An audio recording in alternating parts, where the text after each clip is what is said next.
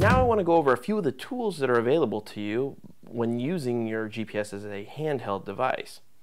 As you can tell, right now the GPS is in automobile mode because it is currently mounted to a suction cup mount on a piece of glass. If we go ahead and remove this, we can then go into handheld mode, okay? And now all of our options will be based off of handheld mode. For example, if I click it off by clicking the power buttons a single time up here on the top and then turn it back on, it is now locked. And the reason why it does that, it only does that in handheld mode. The only reason it does that is so that now you can turn it over, you can slide it in your pocket, put it in a backpack, put it in a case, and it won't turn on all of a sudden in the middle of a meeting or something. So you need to double tap to unlock that.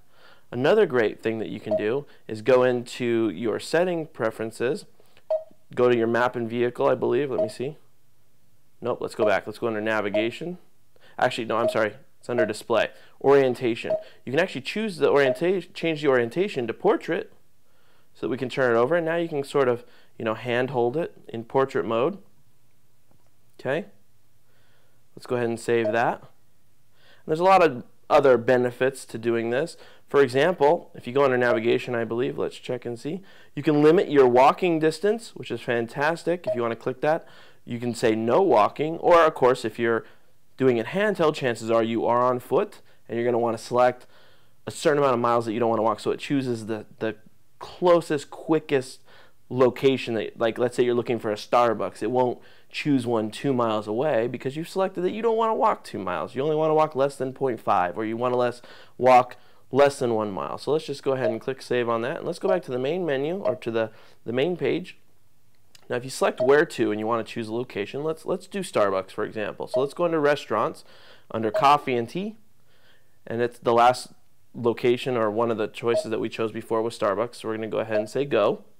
Now, once it routes us to start, we'll do a new route, and we're going to say that we want to walk. It'll only give us that option when we're in pedestrian mode. Okay, so here's what it does. It shows the blue lines are just where it's actually showing where we've been over the last couple days, because this will actually keep track of that. But up here it can give you the directions. If you click the arrows, it'll give you the next direction in sequence, so you can kind of plan out your walk and plan out where you're going. Maybe you want to meet a buddy on the side of the road on your way while you're walking on your path or something. Now let me show you. When you go back to the main menu, now we're in pedestrian mode. We're on foot, so it's showing a little guy walking right there. So these are just a few of the tools for a handheld device.